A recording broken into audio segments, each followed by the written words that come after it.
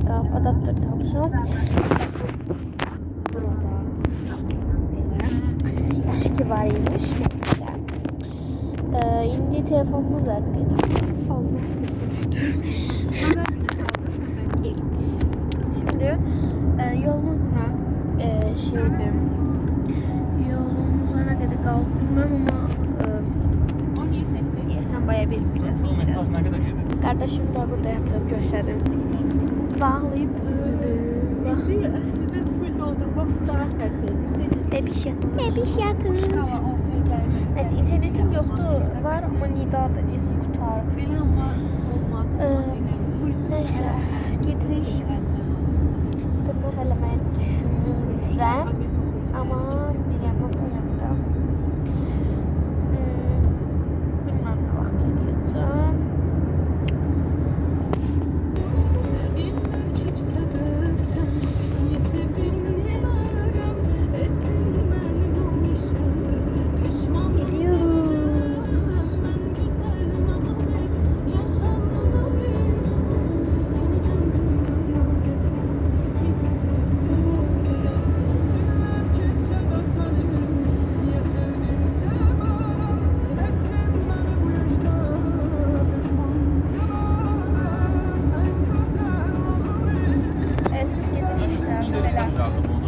Adaptör takmışam. Yaxşı ki adaptör gətirmişəm. Yoxsa gətirməsəydim, zaten tutulanda 10% idi. Və siz videosuz qalacaqsınız. Neyse.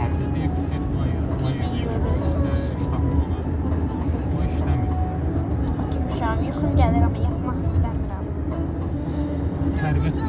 Planşetlə Minecraft oynamaq düşünürəm. Biraz ev düzəltəcəm. Bu kadar. Adaptörden çıkarttım. Buyurun indi biraz bir tane de yine takarım. Koyacağım bir yere. Evet burada ortada şey verdi. Çay kofi falan koymak için bakın. Böyle bunu açtım ve burası ölçedim. Telefon düşse yani siz düşseniz kusura bakmayın. Şimdi göstereceğim. Bu videonu tezleştirebilseydim eləyəcəkdim. Amma ki şeydim eləyə bilmirəm. Onu hardan ellər bilmirəm. Bu arada dəniz görsən. Kafkutdan öyrənərəm, sizə eləyərəm və eləyərəm. Bu arada mənim kusuruna bakmayın.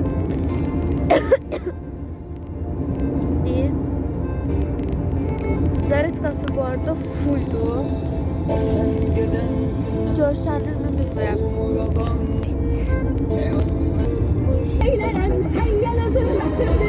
Bitti.